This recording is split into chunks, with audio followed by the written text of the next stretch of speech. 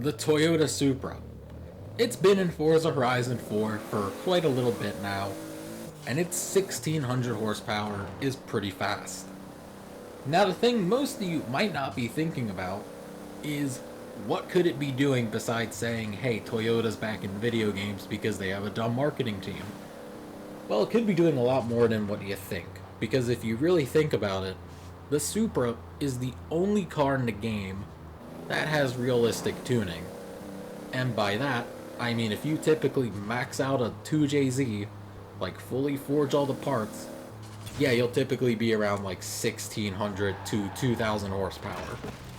Now, if you look at other cars which are compared to the Supra's tuning capabilities, like a V10 from a Lamborghini Gallardo, the R35 GTR, the small block LS and LTs, they, in Forza Horizon 4, all three of those cars I just mentioned, none of them can barely break 1,000, let alone even compare to the 2JZ in Forza Horizon 4.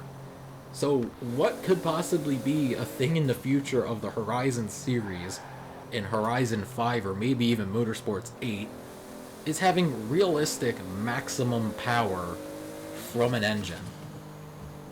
Because imagine that in a Forza game. You could have a 3,000 horsepower Lamborghini Gallardo, or like a 2,000 horsepower GTR. It would be insane.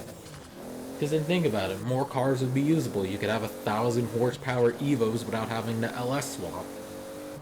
Which, the thing is of why I think they've been holding it back, is because in Forza you can practically max out a car, all-wheel drive V12 garbage swap it, and it's competitive for whatever reason. Which is why they probably don't want some cars having like 3,000 horsepower, because, you know, even though if it sucks turning, it's still gonna beat every car in the game. Which, if you really think about that, that's a dumb reason to not have a car's potential shown in a game. Because you want to balance the game, but at the same time not balance it. Because, you know, Forza's notorious for that. But otherwise, like, if you have a 3,000 horsepower car, that's gonna be an X-Class anyway, so like, just let it happen. Like, let us have cars that over exceed 1,000 and maybe even have 2,000 horsepower. Because at this point in Forza's history, we've been stuck at like the same speeds since Horizon 2, at like 270. And, you know, sure, like the Ferrari 599 and the Jaguar D-Type, they both can break 300. That's two cars, and you need to basically have them doing a wheelie into the earth to even get anywhere near that speed. So, you know, just having the capability of going like 290 in a 3,000 horsepower car with a pretty basic tune would be really refreshing for a game. And they wouldn't even be useful in racing. Like, if you have 3,000 horsepower in a Lamborghini, I don't care if you're all-wheel drive, you're gonna pile drive yourself off a track. So, Forza, if you watch this, please in the next game just give us realistic power outputs.